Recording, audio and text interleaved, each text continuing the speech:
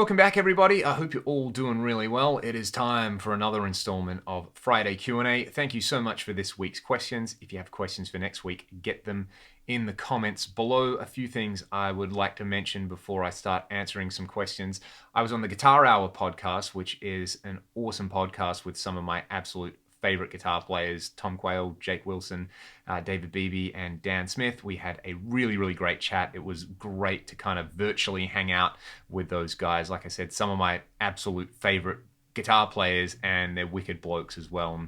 And we talked about a lot of the things that I talk about on the channel, just in a lot more depth, like guitar amp modeling and performing live, and kind of a little bit of the history of how we put Ragdoll together. So go and check that out. I will put that in the video description. Speaking of Ragdoll, there's a new animated music video made by my buddy Glenn Oleander. Really, really cool stuff. It's using computer-generated fractal art. He went above and beyond with this. I'll put that one up over the weekend, so keep an eye out for that. If you like filthy riffs and you like trippy animation, I think you'll really enjoy that. And there were a couple of questions that I got this week specifically related to the Fractal FM3, like the pitch block, and a couple of other specific questions around artist tones. And there was a question about in-ear monitoring that I think deserves its own video. So if you would like me to do a kind of guitar amp modeling FAQ or Q&A style thing as a standalone video, please let me know and I'll put something like that together. If you want me to do it, let me know, but also ask me a question about it as well, and I will try and answer that question. Alrighty, this guitar, by the way, is a 2003 Les Paul Custom, and it's got these TV Jones P90s pickups, P90 pickups in it that I think sound really, really interesting, and I restrung this guitar over the week, and it is pretty cool. It doesn't sound anything like you would expect a Les Paul to sound like, so I'll noodle a bit and then we'll get into the first couple of questions.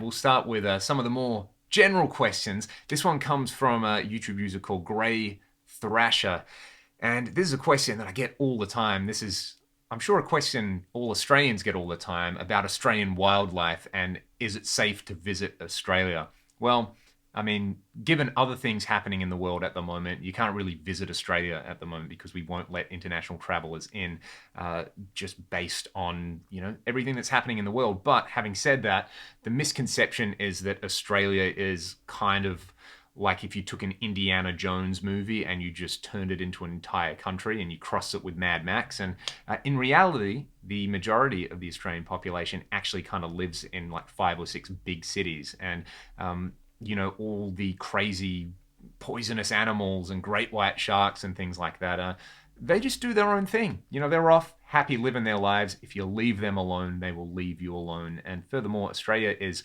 it's not just a country, it's a continent. It's a really, really big place. So, Grey Thrasher, please tell your daughter, Australia is a great place to live. It's a great place to visit. Hopefully, soon you'll actually be able to visit Australia and check out all the amazing wildlife and the just incredible kind of swathes of nature that we have here, as well as some really excellent coffee, not just Melbourne, but all around the world. Especially Perth has great coffee as well. So we're very fortunate here at the moment. So when you can come to Australia, it's a pretty wicked place, and I would highly recommend, if anybody's considering it in the future, when you can do that. It kind of feels weird talking about those things at the moment, but it's not it's not Mad Max, basically. We're just kind of doing our thing down here and living the dream, basically. Alrighty, this is a kind of interesting question. You can probably see right there, that's the Pirates of Barracuda Bay Lego set that I'm about 2/3 of the way through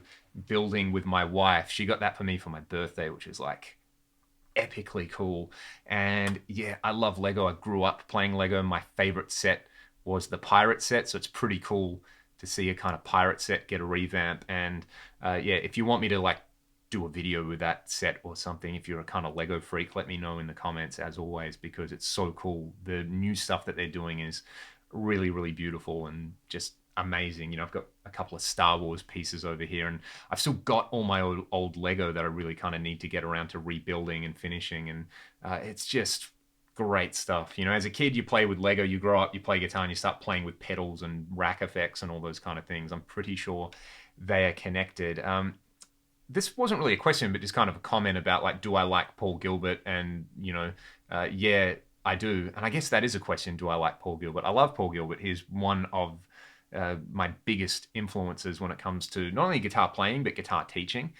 And I have a funny story about it. So rather than answer your question and say, yes, I like Paul, the very first gig Ragdoll ever did in Europe, there was this guy at the front of the stage just standing in front of me, clearly a guitar player. He couldn't speak any English, and he was just screaming something at me, and I couldn't figure out what he was trying to say. So after the show, we've got our merch set up, and this guy kind of runs over, and I'm trying to make out what he's saying, and he's just saying Paul Gilbert, and he's pointing at me. He's going, Paul Gilbert, Paul Gilbert. And our kind of minder, spoke to him in French, it turned out, because we were in the French part of Switzerland. He said, he said that, you remind him of Paul Gilbert. So that's one of the kind of weirdest little stories when it comes to somebody saying that they like what I do, but I really took it as a compliment. Maybe he was just saying that I'm kind of tall and lanky and goofy, which I'm sure, for anyone who's ever met Paul, he's a pretty tall guy as well. So yeah, there's my Paul Gilbert story that has nothing to do with the actual real Paul Gilbert.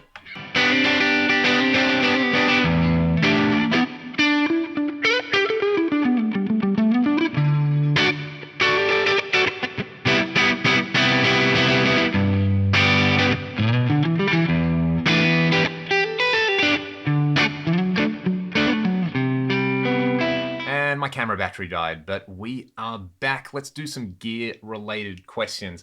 What do I think of the Marshall DSL-40? I've only played a DSL-40 a couple of times. In fact, I feel like I borrowed one for a day and maybe did a demo video with it, like back in the day when doing a demo video for me was just run a loop through it and twist some knobs. So I have a feeling that is floating around on my channel. But they sound pretty good. The one that I tried had the stock speaker replaced with a UK Vintage 30. And that probably played a big role in the reason I thought it sounded so good. I've had one as a backline amp before, like a couple of years ago, and it was okay. But the one that I tried with the V30, I remember that being pretty cool. I'm a big fan of just the DSL series in general. The DSL-50 is still one of my favorite Marshalls ever. And, the DSL-40, it's no slouch. I'm sure that there's a bunch of people out there using them and getting some really good tones out of them. So that is kind of testament to the fact that DSLs are good. I like them a lot. Speaking of Marshall style amps, the Cherrytone All Access Plexi 50 or 51 or whatever they called it looks amazing. I've been kind of keeping an eye on that one.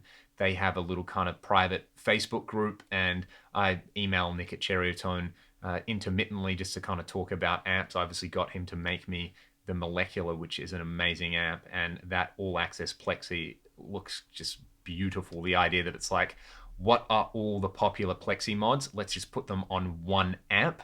And I like switches and I like knobs and those kind of things. So that kind of looks like the perfect Plexi. That's something I'm kind of considering getting my hands on, and I'm sure a bunch of you would love to hear that amp demoed. If you'd like to hear that amp demoed, kind of be an enabler, let me know in the comments. All right.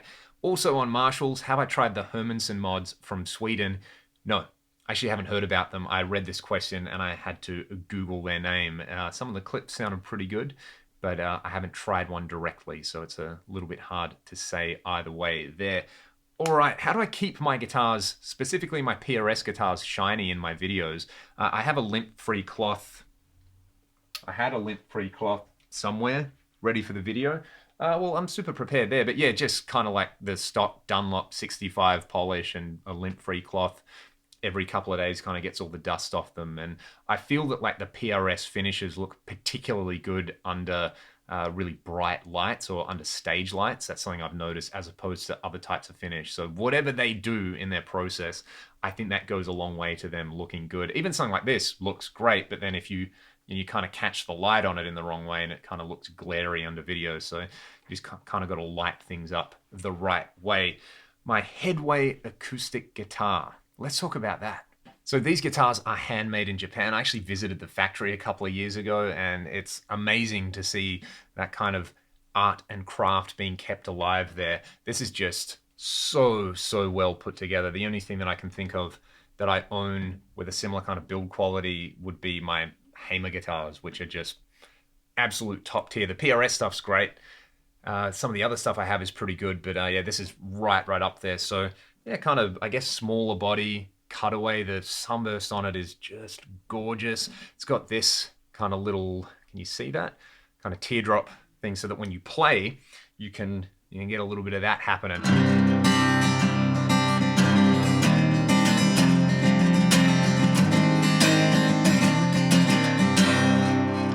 And that probably sounds like hot garbage being picked up by my vocal mic, but yeah, it's a really beautiful guitar. The attention to detail on it, it sounds fantastic. It's kind of more the guitar I would reach for if I was doing fingerstyle stuff. Then I have a Cole Clark acoustic guitar, which is a bit more of a kind of thrasher. But this is a really beautiful guitar, and Headway, they also make, the same company makes Bacchus guitars and STR and a few other kind of brands, Momose. Beautiful stuff, really top tier stuff. And it's funny, when you visit that part of Japan up in the mountains, you can see that it's just absolutely prime for acoustic guitar making. Like the humidity and the temperature and everything like that is just perfect. So yeah, they make a mean acoustic guitar, and their electric guitars are great as well, that they make under the name of other brands. So yeah, that's the Headway. And if you've seen the acoustic videos of Ragdoll songs that I did with Ryan, you can hear this guitar in action. Speaking about that, there was a question about the Ragdoll songs. We're transitioning away from gear questions. I might have skipped a couple of gear questions, but like I said earlier, if you've got specific like Fractal questions or guitar amp modeling or in-ear monitoring questions, let me know in the comments and I'll do a standalone video. But kind of doing your own songs in a different style. That's something that we kind of do a lot doing acoustic stuff. Like I'll often use an open tuning, like an open C sus2 or something like that when we do the Ragdoll stuff acoustic, which we did on our last Aussie tour. We did a kind of standalone acoustic show and we rearranged all the songs to work like that. And I love that because you can kind of delve into some of the other influences. Like I'm a huge Zeppelin fan, and I loved that they would have albums where they're playing just like the meatiest, heaviest rock guitar, and you'd also have a really beautiful fingerstyle, instrumental piece, or they would have some kind of folky stuff or some blues stuff on there. So yeah, that's something I love to do, and especially when I'm writing a song, if I get stuck, kind of writing like a big, rock song in drop C or something, if I get stuck with a particular arrangement thing or a particular lyric thing or melody thing, I'll often just pick up the acoustic and, like I said, tune it to open C or open C sus2 and just kind of play around with that and try to get some ideas happening that way. A good example is Shine, taking that and playing it in this kind of open tuning, because you can just play one finger power chords with drones and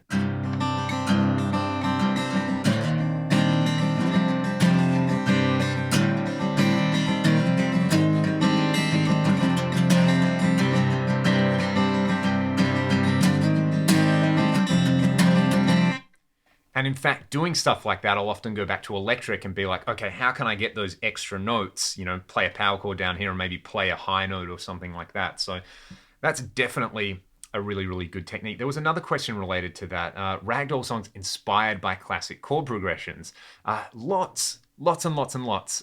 One thing that it kind of, anytime I encounter like a new way to do something, one of my ways of making it stick, so to speak, is to try and write something with it. So I remember years ago playing around with like a kind of, as you go up, doing a major melody, as you come down, doing a minor melody, and that's how I kind of wrote the melody in Heaven Above.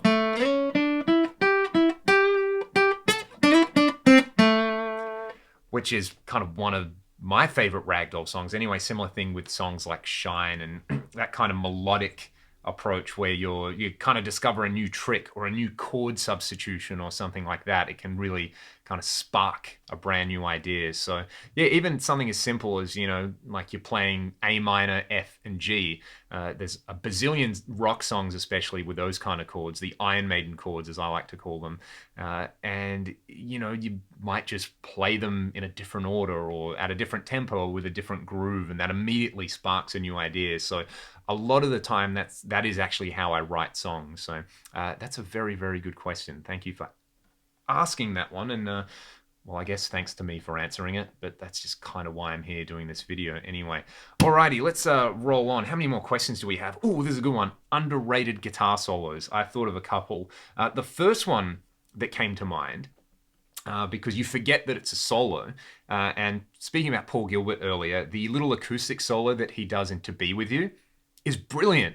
I absolutely love that. It works so well in the context of the song, and you never see anybody talk about that. But it's melodic, it's got great groove, it works with the whole vibe of the song, it kind of pushes the song along. So yeah, that's a very, very good one. Another one that comes to mind, I don't know, is it underrated? I never see it talked about in the same way people talk about like Stairway to Heaven or Comfortably Numb, but all the lead guitar stuff in Don't Fear the Reaper, I think, is some of the most epic rock guitar playing ever. Buck Dharma, what a legend. I love that one. What's the other one? Kind of a newer thing. That guitar solo in the Aussie and Post Malone song. I forget the name of it, but that's got a wicked solo at the end of it. I think it's Andrew Watt. Kind of got a Zach vibe at the end. That's one of the cooler guitar solos that I've heard recently. And I got to throw some Chris Oliva love into this because I think everything Chris played was super underrated. Something like Edge of Thorns, just beautiful. He Carves His Stone is epic. Anything off that Edge of Thorns album, I think, was like him at his peak. So yeah, a bit of Sabotage. Go and listen to some of that stuff. Related to kind of guitar playing, this one comes from Roomy73. I'll try to recite it exactly. I'm looking off screen. What can 80s shredder fans learn from like the rock gods of the 70s, like Tony Iommi and Ace Frehley?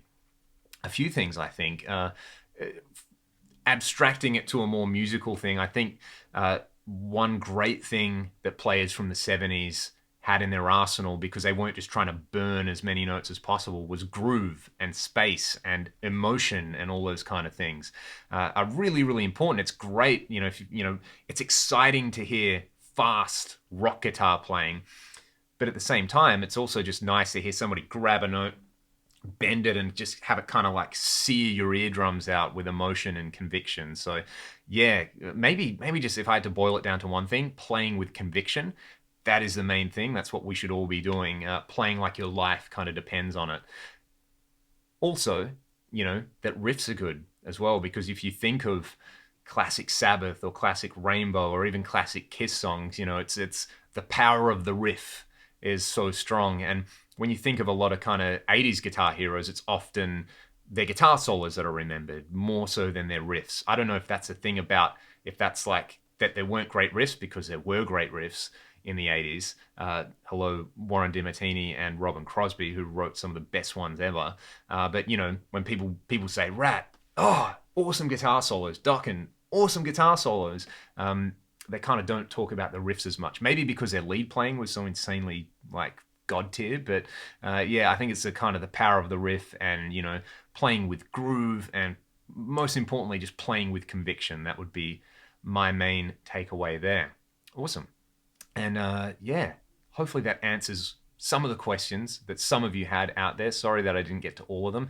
Again, check out that Guitar Hour podcast. If you enjoy this kind of format, we had a really, really great chat. And for me, it was like, it was kind of a cool thing, because I know when I started watching guitar YouTube, watching someone like Tom Quayle just blew my tiny little mind apart. So getting invited onto the podcast was a kind of a cool little thing, a little moment for me. So go and check it out. They're great dudes. Also, if you have like guitar amp modeling specific questions, I'll do a standalone video about that if there's enough demand. And yeah, keep your eyes open for that Follow the Leader video. Until next time, stay safe. Wherever you are in the world at the moment, being a decent person is the most important thing. So just try to go out and be a decent person, and help out and anywhere you can, even if it's just by kind of, moderating your own behavior at the moment, seems to be the most important thing. So, what's the saying? Yeah, don't be a dick. Not that any of you are. You're all excellent. I love you all. Stay safe. Be good to one another. I'll see you next time. Thanks for watching.